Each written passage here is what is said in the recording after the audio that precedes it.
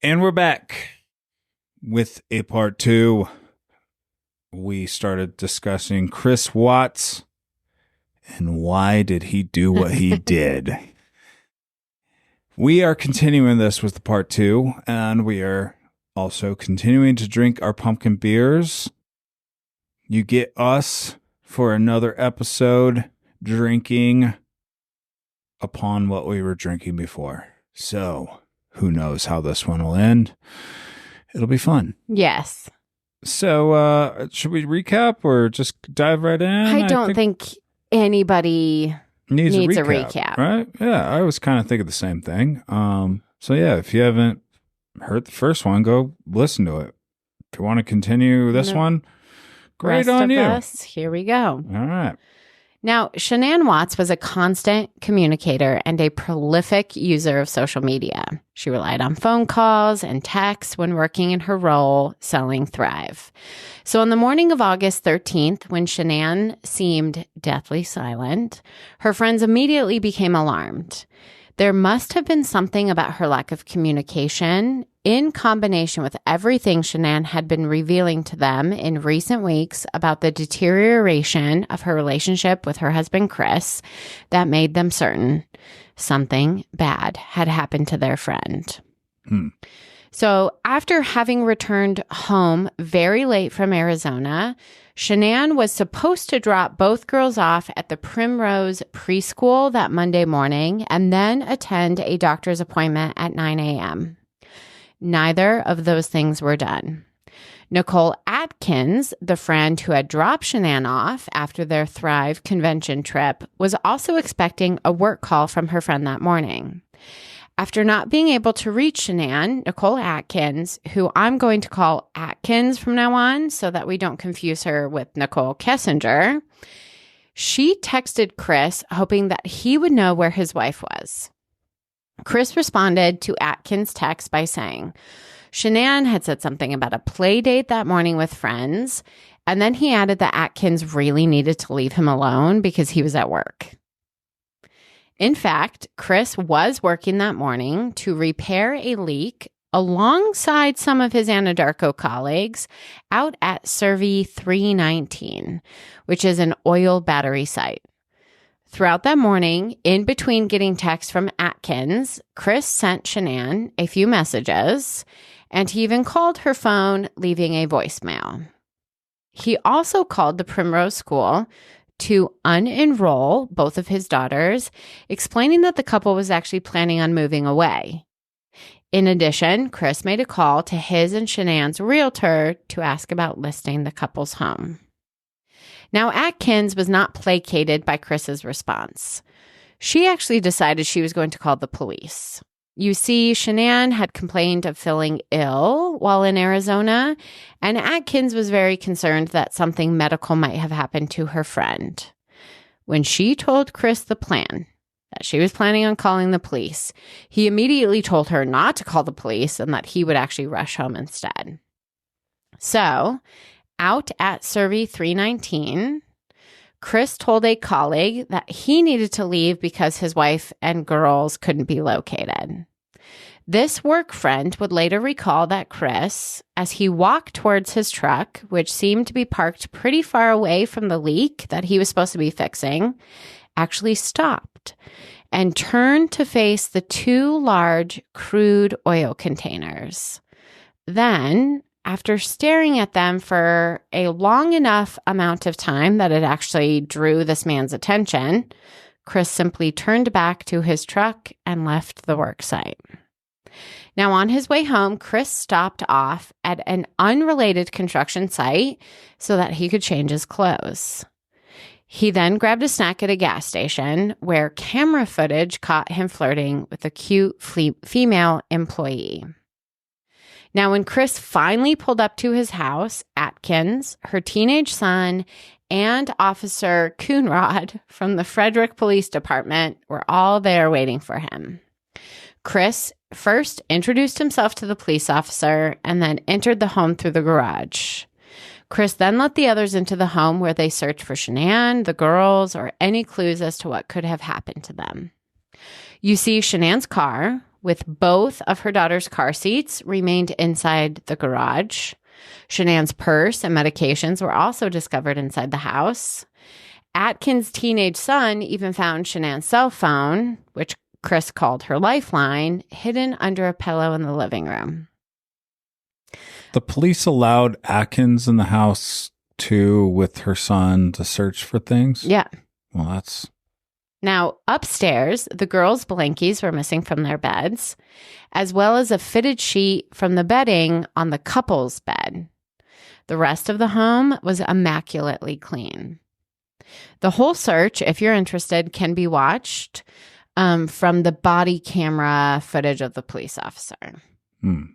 Now, at one point, Chris goes into his and Shanann's bedroom only to come out with his wife's wedding finger on his...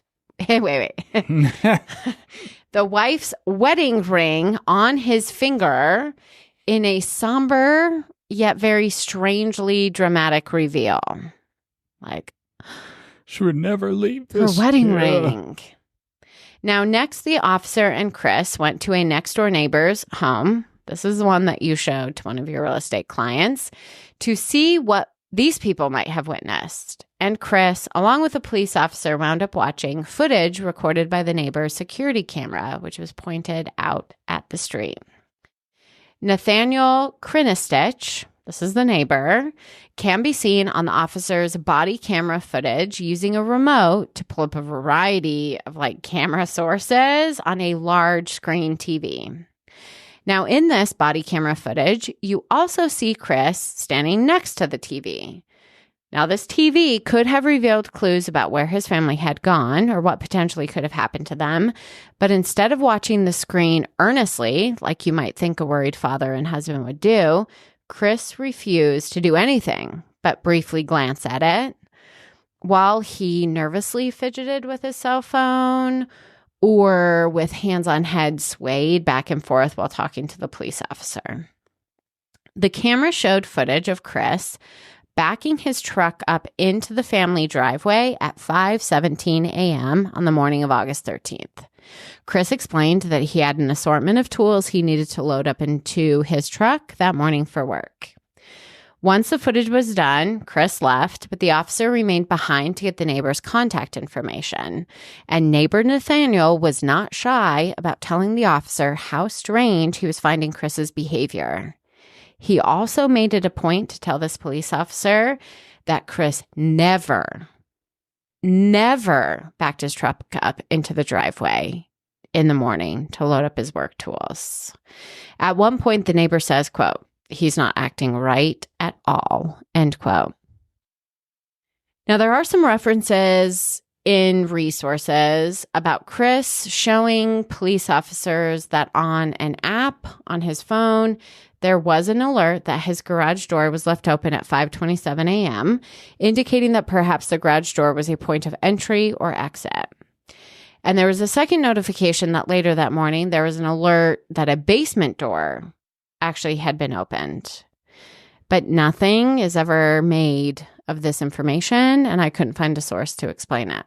Interesting. Because when in that video where Shanann's calling him an idiot on Christmas, you hear the door ring alarm thing, a door's opening. Yeah, we have neighbors who have this when their garage door open. Wait, that was at the neighbor's house? Hold on. No, I'm talking about our neighbor friends. I'm trying not to use their name, but every time we're at a family function at their house, randomly garage door open. The Watts have a security system that clearly tracks doors opening and closing. And usually they put them on garage doors, basement doors, front door, back door. Yes. Now, when Chris was asked about the job site that he had been at that morning, strangely, he couldn't remember where he had gone that morning. That afternoon, he obviously didn't want them to know. My husband's face said, "What?" No, I obviously He's not a master of criminal we all activity, know this Christopher the ending Watt. of the story. And if you don't, great.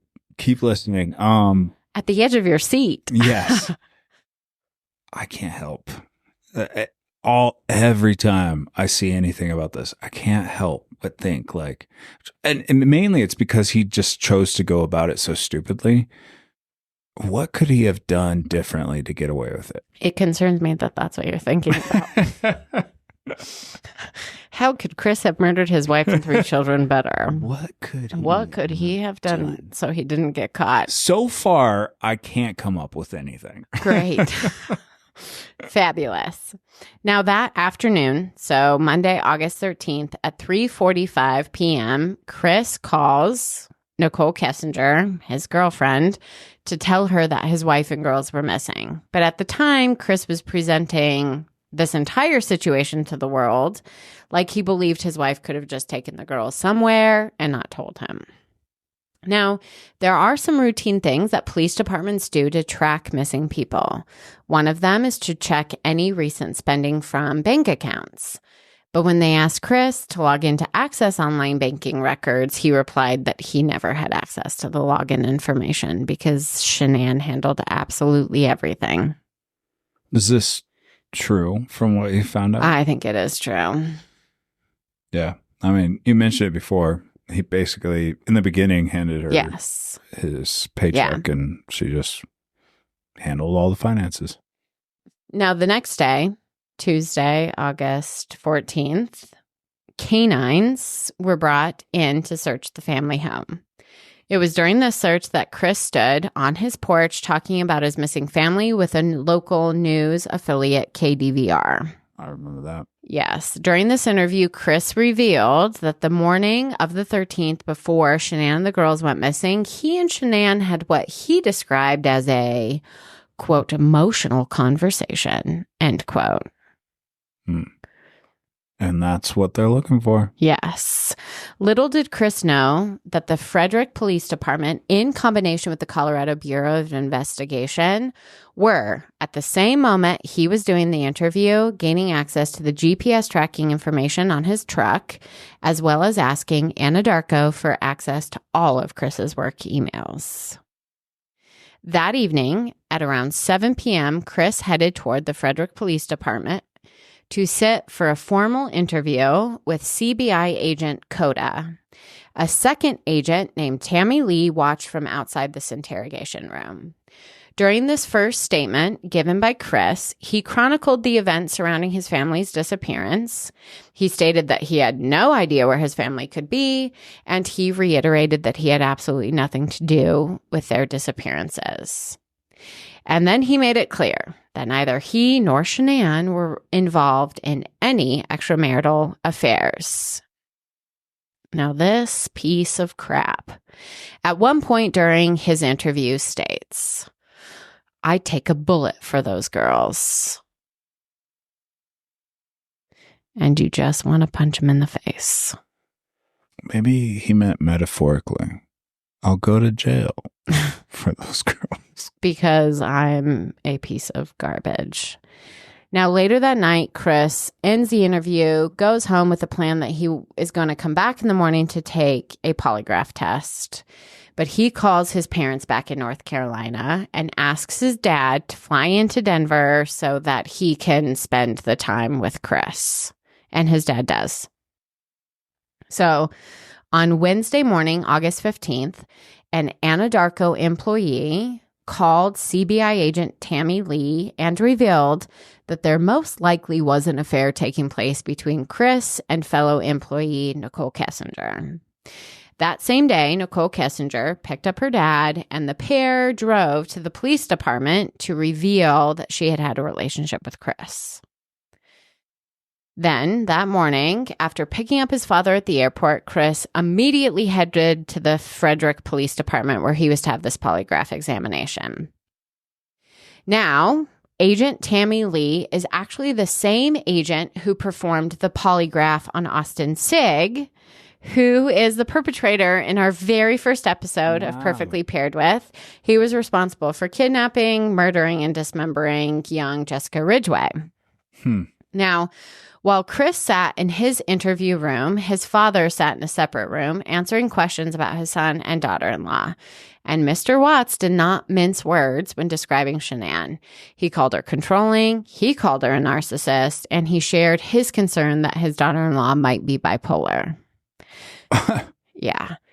Back in his interrogation room, Chris, wearing a Carolina Tar Heels t-shirt, got hooked up to various instruments that are all designed to read the truthfulness of statements. What is interesting is Chris makes a comment during the time where he's getting like attached to this machine that he noticed there's no cell phone service in the room. And that was concerning to him because he knew Good Morning America and the Today Show were most likely reaching out with the hopes of possibly interviewing him. Wow. He got his taste of the limelight the day before, and now he just saw like, this path. This is what Shanann wanted the whole time. And now I've got it on a scale she never will have. I honestly think that you bitch. I honestly think that whether he knew it consciously or subconsciously was a part of his actions. Oh, yeah. Yeah, I mean, he's also at this point clearly gone completely psychopath. He's done something. I'm not convinced he's always been. I mean, I think certain individuals have it in them to possibly become a psychopath, but I think it takes something to get them there, and then they're just there, and they can never go back. I think that's maybe the case with him. And that's why he's able to do everything that we're learning right now. After doing what you'll tell us he did. Now, once the machine was ready, Agent Lee commenced asking Chris a variety of questions. Now, while both these interviews were being taken place with Chris's dad and Chris, a team of agents and detectives, including the use of a drone, were searching Survey 319, which is where his truck's GPS told them he went the morning that his wife and daughters mysteriously disappeared. At this site, investigators noticed a sheet lying in an area of dirt partially covered. The pattern on the sheet matched other sheets that had been recovered from a trash can in the Watts' home.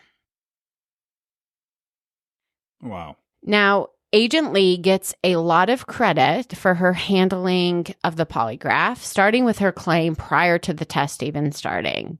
She stated, quote, "There's one person who knows the truth. In 5 minutes, there will be two of us," end quote. Did she say that to him? Yes, which is kind of badass, but I'm not a fan, and I'll tell you why in a second. I'm not a fan of that either. No, I like what she said there. Wait till what else I have to say. Okay. Now, after the polygraph examination concluded, Agent Lee left the room to grade the results. Now, if Chris had been telling the truth, he would have scored above a 2. A person is deemed to be deceptive if they score below a -4. Chris Watts scored a -18. Holy cow. Homie, you can't lie at all. Yeah. I'll tell you why I'm not a fan of her saying that at the beginning. It's because I don't know if it's necessary, A. And B, like, the polygraph's just supposed to be a polygraph. It's supposed to be its own thing. Yeah. No other influence.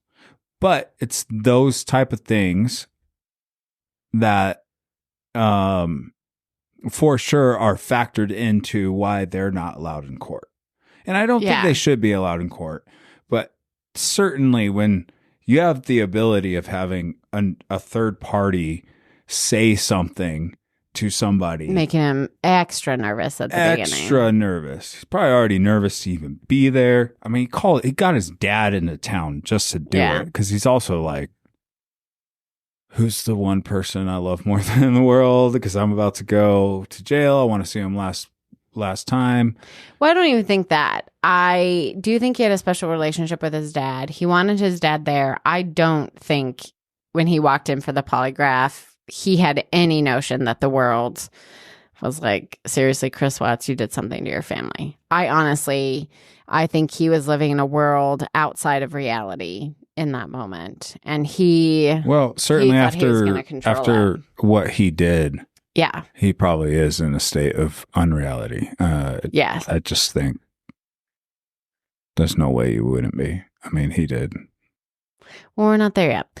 Now, with the negative 18 score in hand, both Agent Coda from the night before and Agent Lee returned to confront Chris about his lies. Chris first attempted to explain the results of the test by admitting that he was lying, but he was lying about having an affair. And then, while being interviewed about his missing pregnant wife and toddler daughters, Chris feels the need to describe the woman he's having an affair with as follows, quote, "She was a wonderful person, and I saw her, and she took my breath away. I never felt about anyone like I felt about her," end quote. And the detective or the agent literally have to be like, dude, we're not here to listen to you talk about your girlfriend. We're trying to find out what happened to your family. And both agents at that point knew he was having an affair, so they kind of just pushed on.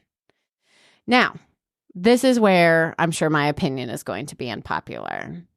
Because like I said, Agent Lee gets a lot of credit for getting a confession out of Chris Watts. But I have a real issue with what they used to get this confession. So despite knowing Chris was having an affair, and despite the fact that there was zero evidence of Shanann or the girls ever leaving the house alive, or anybody coming into the house on the morning of August 13th, and despite the fact that investigators were currently at the site where the bodies would ultimately be discovered, this pair of agents decides that what they need to do is get a confession, no matter how they get the confession. So the two put it into Chris's head that the truth of what happened didn't actually matter, as long as he could point blame as to who was responsible. So Agent Lee starts, and she questions whether or not the whole thing could have been an accident. Then she puts it into Chris's head that perhaps Shanann could have actually done something to the girls to start everything off. And in response, Chris could have simply responded to his wife hurting his children. Agent Coda follows up that idea by asking whether or not Chris could have simply had to have cleaned up after Shanann had done something awful to the two girls. At one point even saying, quote, "Because that's the kind of guy you are," end quote. Then Nikki Kessinger is mentioned, and Chris goes out of his way to make sure that no attention is brought to his girlfriend. It's at that moment that Chris asks if he can leave and talk to his dad, and then the two could come back later. This request was denied, but the CBI agents tell Chris that his dad could come into the room and Chris could talk to him there. Walking into the interrogation room wearing a shirt that read, "Papa Ronnie," Chris's dad is seen sitting down. Because obviously this entire conversation is going to be recorded. Yeah, should have came in with a lawyer. Should have left. That's for a lesson for a different podcast. Or a lesson for now. What should you do in that? Here's the deal. This is what I tell my children. If you ever find yourself being asked questioned by a police officer, your first question to them should be, "Am I being detained?" If they answer yes, in that moment, they must read you your Miranda rights. If they don't, anything you say after that is inadmissible in court. If they say yes, meaning you cannot leave, your job is to ask for an attorney immediately. And if they say, "No, you're not being detained," get yourself up and walk out. That's your job. I tell my kids. Yep. All right. No matter how guilty you might look by getting an attorney. No, get yourself a lawyer. Because then at least you can have a room where the lawyer can come in and you can speak and they can't record. Yes. Now, Chris, with his head in his hands, tells his dad, quote, "I don't want to protect her. She hurt them, and then I hurt her." Basically telling his father the exact story that the agents just fed to him. Which to me, I understand you want him to admit culpability so that you can arrest him. But what you just did is told a man that it is completely okay to lie about the circumstances around his criminal activity because the truth doesn't matter. And that to me is frustrating because to this day, I don't think Chris has ever told the truth. And had they not fed him this lie, forced this confession, they might have discovered more truth than Chris was ever willing to tell because they would have had gone through the process of collecting evidence, calling witnesses, Yep. and putting this man on Sure. trial. And they just wanted a quick solution. Whether or not Shanann's name was thrown under the bus, right? He basically painted his wife as a murderer of her children so that he could get some relief by saying, yes, I hurt her. Yeah.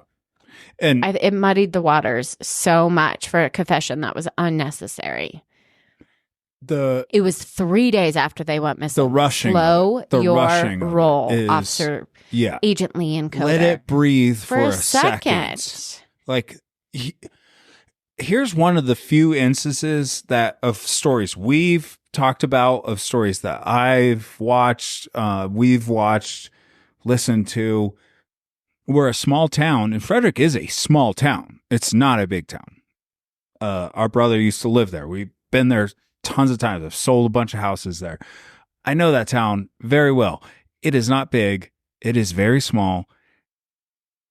I would expect police officers to fuck this up some way. They've done everything very good Very to well. this point. I mean, they are And this bitch building decides evidence, and she's like, nope, I'm going to get this confession. this is going to be on me. And is this the same lady that did the Jessica Rizgate? Yes.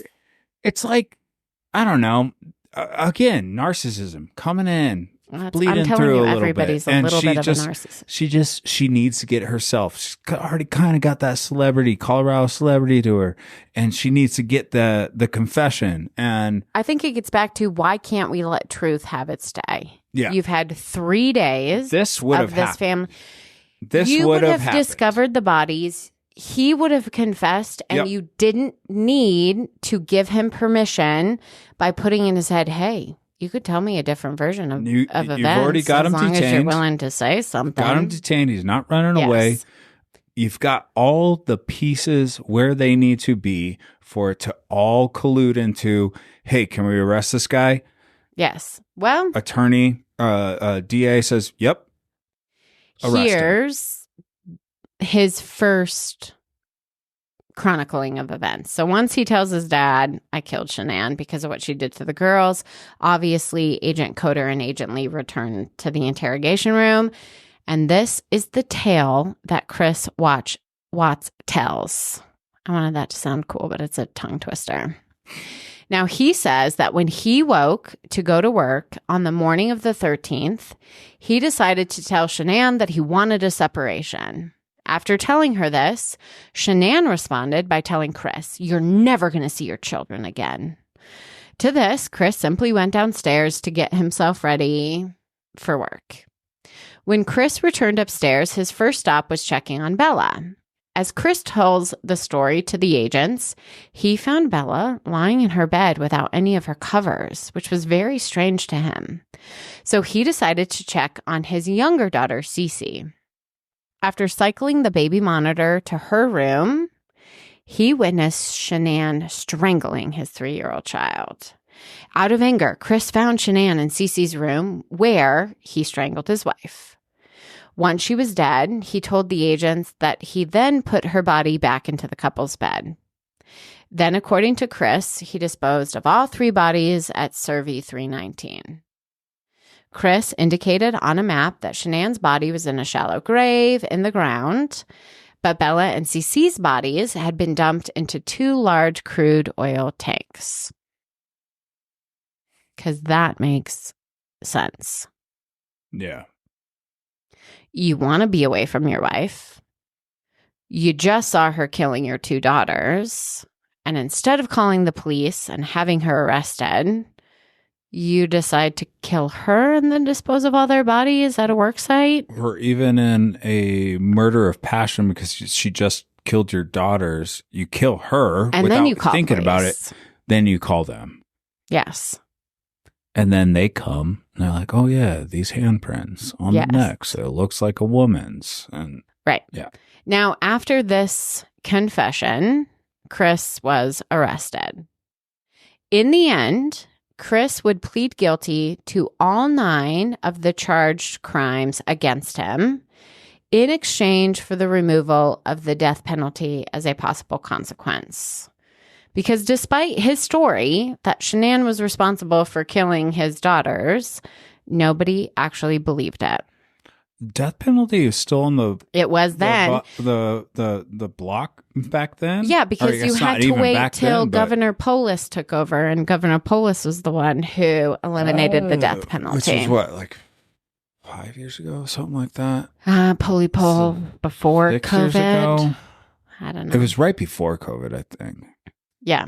And there was like one person still on death row, wasn't there? It was the Chuck E. Cheese guy. I have no idea. I'm pretty sure. Anyway, go on. Now, 98 days after the murders, Chris would be sentenced to 3 life sentences plus 81 years. Shortly after his sentencing, out of fear for Chris's safety in a Colorado prison, Chris was sent to a Wisconsin penitentiary to serve out his prison terms. But despite pleading guilty to all 9 of the charged crimes, Chris had yet to tell investigators what actually took place on the morning of the 13th. So he could plead guilty without actually explaining what he had done. You could just say, yeah, I did it. Yep. So in February of 2019, CBI agents, along with some FBI agents and members of the Frederick Police Department, flew out to a very snowy and frigid Wisconsin to get answers to all of the questions that remained. From this interview, here is the second version of events provided by Chris Watts. Before you go into it, Yes. I mean, are they just hoping that he will say they aren't going to offer him anything? And No. why did so many agents go out and To be honest, officers? the effects that this crime had on the people involved was pretty substantial. And of the town and of the area, it was very substantial. It was Yes. very And so I strange. think leaving it in their minds unsettled was unacceptable. So they went to ask Just this man went as a tiny what actually army, happened. and we're like, Yep. please tell us. Yes. Now, first, Chris told investigators that he had actually attempted to cause the abortion of the couple's unborn child by giving Shanann oxycodone, Yeah. OxyContin. I think Well, it's OxyContin. I don't know which version. Oxycontin is what I think it's the But I same. think it's While oxycodone is how it's spelled. on vacation in North Carolina. Remember, I said that she was struggling with nausea, constipation, which was abnormal for her pregnancy. Oh, which oxy will definitely do. Yes. Yeah. Now, despite this making Shanann sick, it didn't actually kill their unborn son, Nico. Now, after Shanann returned home from her trip to Arizona, the couple actually had sex in their bed during those early morning hours. Chris recalls it as he felt his wife rubbing up on him. He thought he was being tested, so he had to give in and have sex with her. Then the couple fell asleep. Chris then said he woke up, he got dressed, but before leaving for work, Chris told Shanann that he wanted to cancel an upcoming trip to Aspen, Colorado. In response, Shanann told Chris that she knew there had to be somebody else. Here, Shanann fills in and says, if there is, you're never going to see the kids again, mirroring a detail in his first story.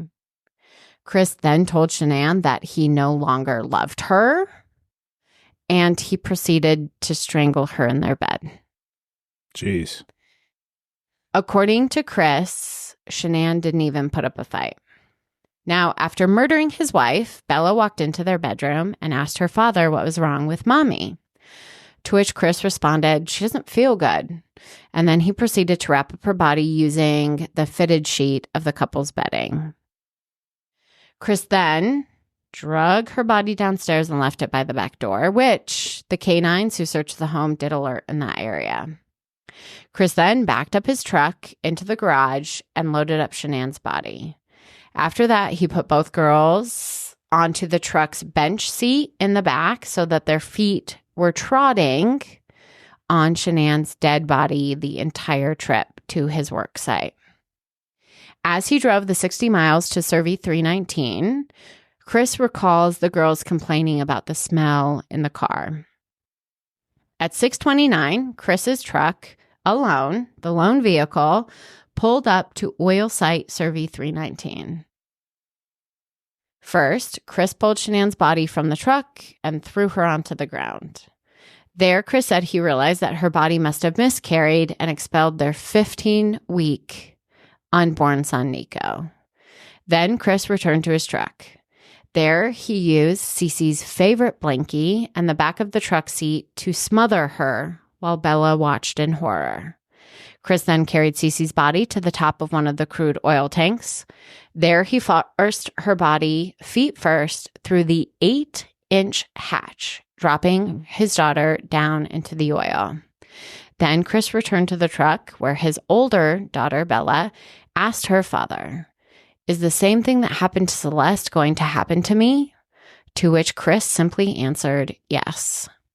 As Chris tried to smother Bella, his shy, introverted, quiet, and calm, very much like him daughter, put up the only fight.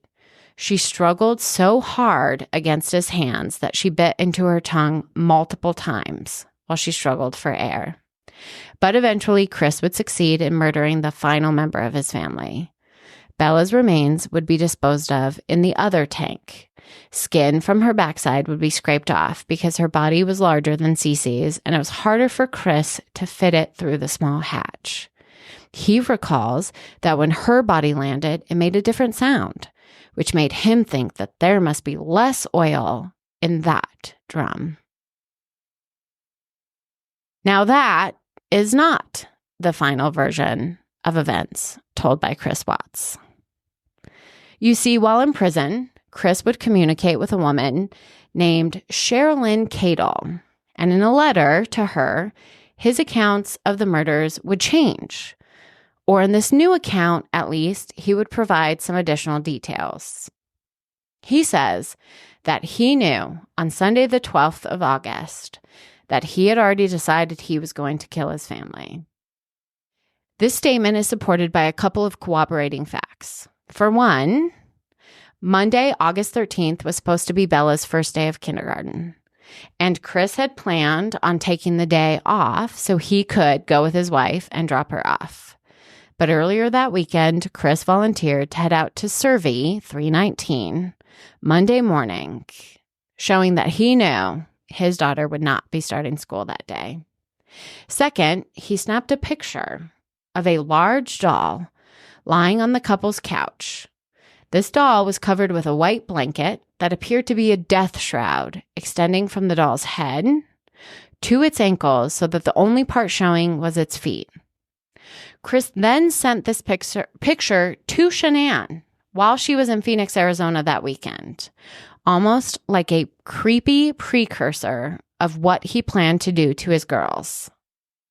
Shanann simply posted the picture to her Facebook page. What? Literally one of those like life-size dolls that are like 3 feet. Like the Barbie. Lays it on a couch, covers it like it's dead, takes a picture, sends it to his wife. And she posts it to Facebook. You can look up. You can find this picture. What did she like write with it? It was very tongue-in-cheek, like, Chris sent me this. I don't know what to make of it. I don't know. Or she knew he's going to kill me. I don't know. Or maybe there's a possibility. See, Chris, and I think that picture, like sending that to her, that's more of like, this is what I'm going to do to you. Well, you can't. The girls being part of it, That's part of my head can't. Not that I can imagine murdering my wife, but I can kind of imagine. Try. I could kind of imagine killing her, but not. I mean, obviously, very unnecessary. He could just leave. The only part of his story that, like in the beginning, that I picked out that I was like, I bet that actually happened, is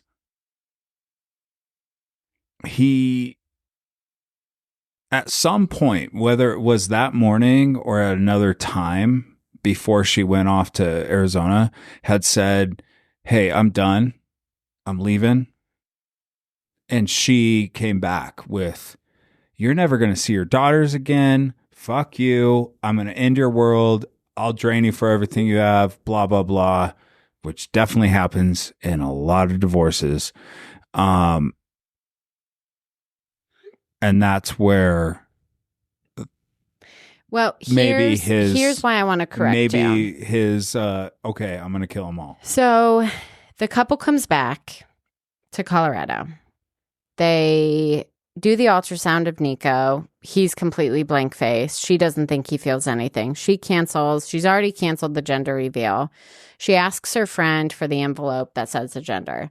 She texts him, "Do you want to find out the gender of our baby together?" He says yes. And it's like from that moment... She already knows the gender? They find out once they're back from North Carolina. So this is before she moves to Arizona. Or she takes her trip. Tighten your mic. She takes her trip to Arizona. Now, she seems to think that she and Chris are going to work this out. She orders herself this, like, help with your marriage book. She orders Chris the same one to have delivered to the house. She's texting him, "Thank you for letting me hold you this morning. It felt so nice." She writes him this handwritten letter, which she leaves for him before she flies off to Arizona. Shanann literally thought that whatever happened in North Carolina or happened while she was away, they were crescendoing towards repairing their relationship. That's why she planned the trip in Aspen. She bought him this book. So she's planning to forgive him for infidelity. She doesn't know. I thought she suspected it. She did, but all of her stupid friends were like, "He's not. He loves you." And Shanann they would probably think, because Shanann goes, like, "You're right. He totally loves me." He's a cuck. She attributed it to what happened between her and Chris's parents. She thought that was causing the divide. And I'll tell you, when Chris sends this confession to this woman while he's in prison, he says, number one, that's why he was angry with Shanann. He was mad that she caused this problem between him and his parents. And then second, he saw her as an obstacle to being with Nicole. That's what's so weird about women's intuition, is a woman they were can working think towards getting back together. So many weird, wrong things about somebody, but there's also women that can just be spot on. But I think it was her narcissism that kept her from truly acknowledging it. She was like, "Oh, you're right. He totally loves me. I am the best. I am the best." Yeah. Okay. Now, I told you when you picked a pumpkin beer in the month of October that things were about to get creepy. And here's where they get creepy. Chris also tells Cadle that in the weeks leading up to the murders, he felt an evil entity, a darkness, taking hold of him.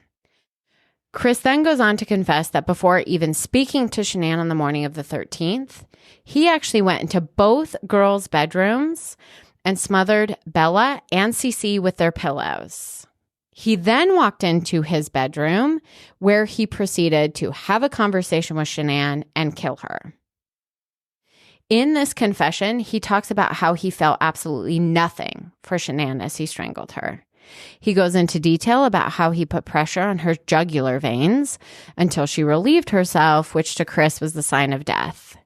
He explains that Shanann did not fight back at all that morning because he'd actually given her another dose of Oxycontin. He also says that as he strangled her, he wanted to take his hands off of her throat, but felt as though some dark being was standing behind watching him, and he knew he could not. Now, after Shanann was dead, Chris says that both girls, whom he believed to be dead, walked into his room and asked him what had happened to their mom. He goes on to talk about how mad he was at his daughters because they made him murder them twice. And it would have just been easier on him if they had stayed dead the first time he had killed them. The rest of his confession stays pretty consistent with what he told the agents when he spoke to them at the Wisconsin prison. He does go on to tell Cadle that this evil spirit, who was part of the murders, stayed in the house with him after his family was dead. He tells stories about going to bed at night with all of the lights off, only to wake and all of the lights had been turned back on. And there is some cooperation by the officer who was stationed outside the home, because during this time, his wife and girls were missing, and they were pretty sure this man was responsible. And this officer would say that, yep, at some point, all of the lights in the house would turn back on. Holy shit.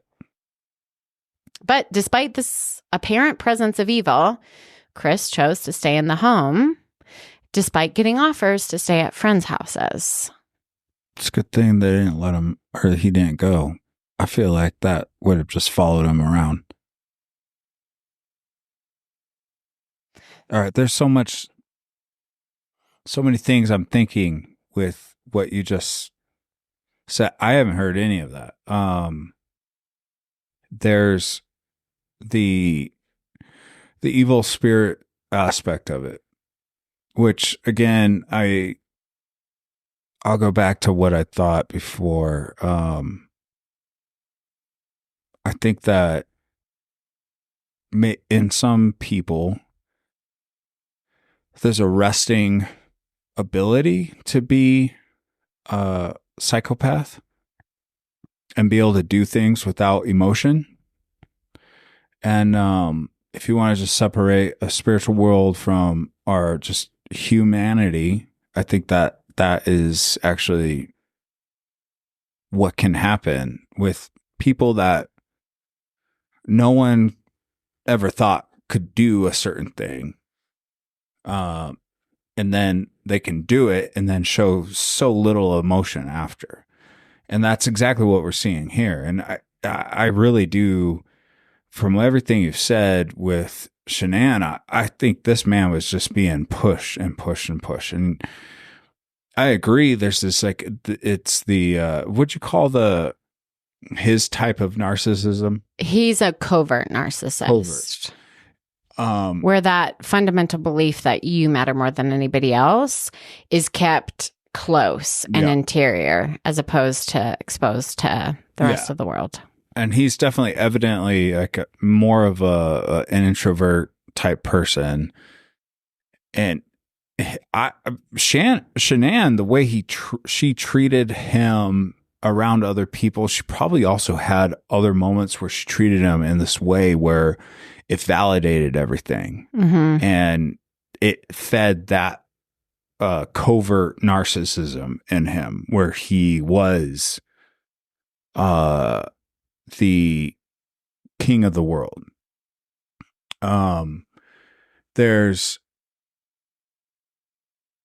something that I think there's something that happened with everything Shanann did over and over and over and over and over. And then it becomes a public platform and he's seeing it publicly displayed and then he finds a person that treats him completely different, treats him like a normal person, like the way he probably hadn't been treated before. Because if he is truly an introvert, I can't imagine he's like has a huge dating life. He probably hasn't had a ton. No, he literally had one girlfriend before Shanann. This girlfriend was coming out of a bad marriage, which is exactly what happened when he met Shanann, his like second girlfriend. In high school, he did go to prom by a girl who asked him to go to prom. It's not like he was out seeking female attention. He doesn't have the kahunas to go up to girls and... Don't say he doesn't have balls. That's what his wife said about him. She wound up dead. Well, she was right. I was like the way you called them kahunas. until he was able to find him, because this other lady finally, like, She helped him find him. Yeah, but unfortunately, it's in this circumstance where it is not a tornado meeting No, a it is. volcano. It is it's a hurricane meeting an earthquake, and it just creates the worst outcome that could possibly be, and that is he has no control. And from what he says, and I do believe, but we can go with the mental aspect, I think he had a mental break. He became I'm going to pause you way, because but I need maybe an you evil entity to think did about actually this, become. okay? We're going to put Nicole Kessinger to the side because I'm not done with her. Sweet. That's coming later. We need to talk about this story about his daughters, whom he recalls smothering using a pillow. Just that listen. was the Hold other on. side of. Just I wait. only went I into know, one I know. thing I felt. I know, about, but I and need that's you the to other come side. back in. I'm in. So I'm in. their cause of death was smothering, whereas Shanann's was strangulation. In his recollection, these two girls who he swears were dead come back to life and walk into his bedroom. Now, either he wasn't fully committed, didn't actually wind up killing his girls, he just has them pass out and they come back to life, or in his mental break, he's like seeing the ghosts of his daughters come back to life and basically follow, or if you want to go even deeper into the creepy, is it this dark entity? You and I are both believers in a higher power. There's darkness that's connected to that.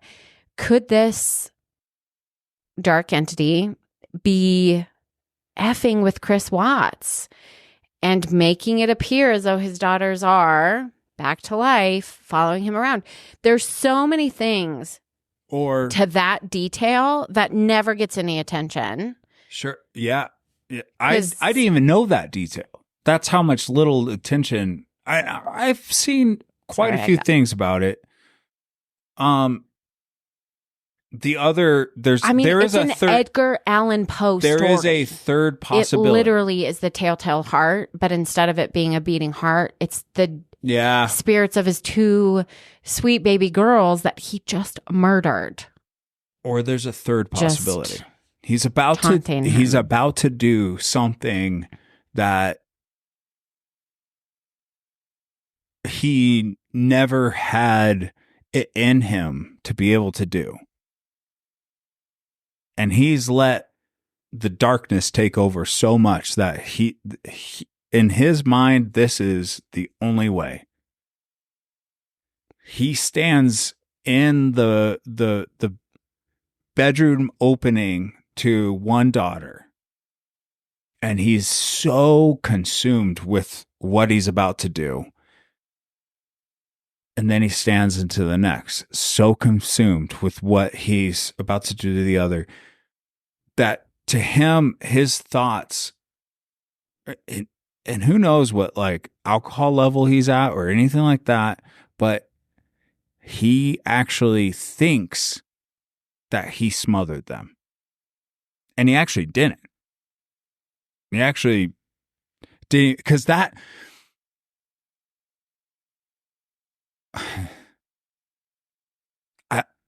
there's not... I don't know. You don't hear stories about fathers killing their children very often. You hear about them leaving. You definitely hear stories about mothers being able to do it, and I think that's because there's some often weird, related to postpartum psychosis. Yeah, there's some weird psychological thing there. Yeah, an imbalance. But fathers don't of hormones and chemicals. Yes, yeah, the imbalance of chemicals that can happen just from giving birth. Yeah. And then what they have to put up with because they're the only ones taking care of the children's. Fathers don't experience that. And I think that's a reason we don't really hear about fathers killing their children. And I think that is maybe another thing that makes this story so big is, what the fuck? Well, a father killed his two young girls, and I've got two girls. Like it's painful. I've heard the details over and over again. I remember the first time I heard the details. It like fucked with me. I shed tears.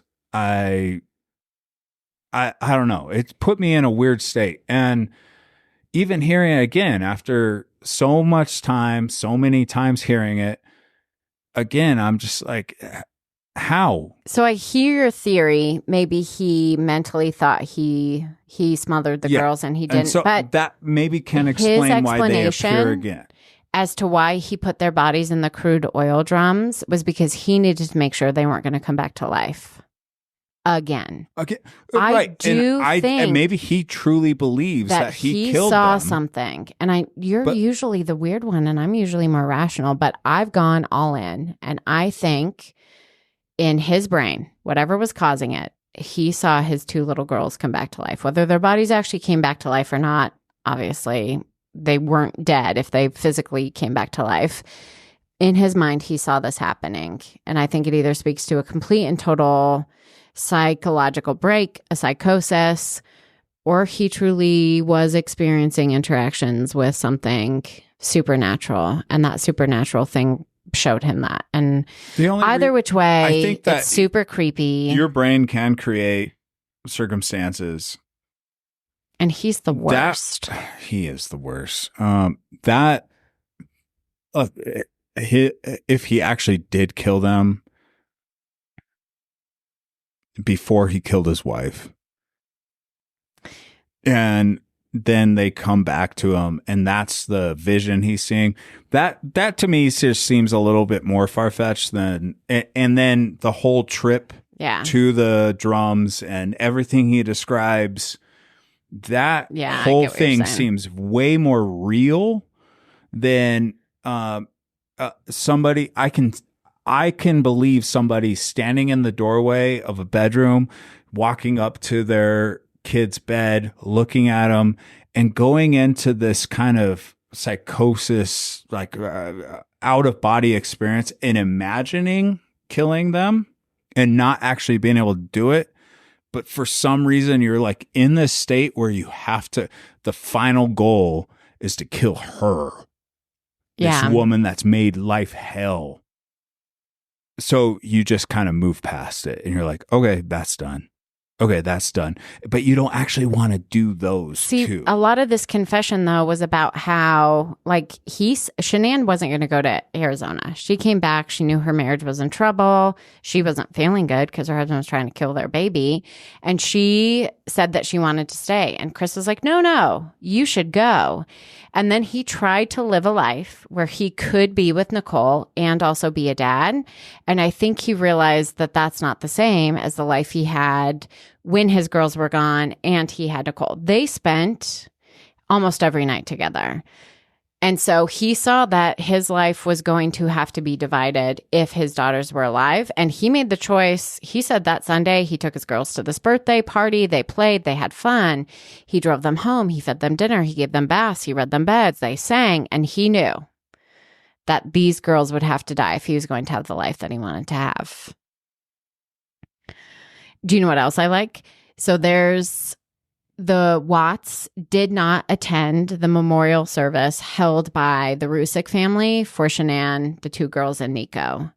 They held their own. And when they did, Chris's mom tried to record it so Chris could see. And for some reason, none of the recording equipment would work. And they literally said, we just thought it was Cece playing games with her dad. And my mind automatically goes to, no, it was two pissed off little girls who were mad that their dad did this to them and he didn't deserve to see this memorial ceremony. Well, look, that house that all this happened in, it's been tried many times to sell. It won't sell. The house next to them, they sold. Nathaniel Krinistich. I know, finally. But also you have to ask, why do you think they moved? When I showed the house, it was, what, a year or two after? I It was checked when your brother was looking. So right around after 2020 lockdown. Yeah, it was right around 2020. I checked 2 years later, still hadn't sold. Still living there. Pull it off the market. They're just living there. I think I checked a year later, same thing. So maybe they finally sold, but I think they did sell. That is a strange thing. And I am telling you, I have never been around a house that I didn't even go into. I was just on the side, in the front, in the next door backyard, looking into the backyard. I've never had like a building give me like a feeling the way that building did. It was very strange. And it just felt like something was there. Well, even after Chris was arrested, charged, incarcerated, people would call the police saying that somebody was inside the home turning lights on and off. Yep. Police officers would respond and there would be lights on inside the house with no explanation as to how they turned on. What row was that? Saratoga? Saratoga. This could just be another the haunting of the house on Saratoga. Maybe it was the house. I don't know. Now, I don't think we will ever know the exact truth about what happened or even why. Chris seems fine with telling different versions depending on his audience and the attention each could bring him. To Cheryln Cadle, Chris even said that there were things he would take with him to the grave regarding what he did to his family.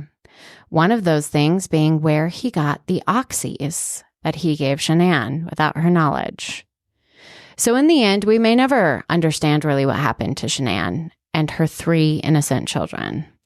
At Chris's sentencing, Frank Rusick, Shanann's brother, said that, quote, "It's like the devil got into him." And Chris's stories about an evil or dark spirit seems to support it. Now, if you listen to this podcast, you know that would have made an awesome outro. But at the beginning of our first Chris Watts episode, I said that there are 3 types of narcissists. Shanann was an overt narcissist. Chris was a covert narcissist, as well as a complete sociopath, let's be honest. But I think there might be someone in this story who qualifies as the 3rd and most dangerous type of narcissist, the malignant narcissist. You see, I think there is more to the woman who Chris had the 5-week affair with. And since the case found resolution so quickly, I don't think her true role was ever explored by investigators. So before we say goodbye to this case for good, there is one more episode up my sleeve. And if you don't believe there's anything to my theory, I will leave you with 2 questions. Why had Nicole Kessinger searched for Shanann Watts online months before she had ever even met Chris Watts? And why on the morning of the 13th, when Nicole should have been home, asleep in her bed, 25 miles away in North Glen, Colorado, did her phone ping off a tower in Frederick during the time Chris was murdering his wife, Shanann? What? Oh, I'm excited.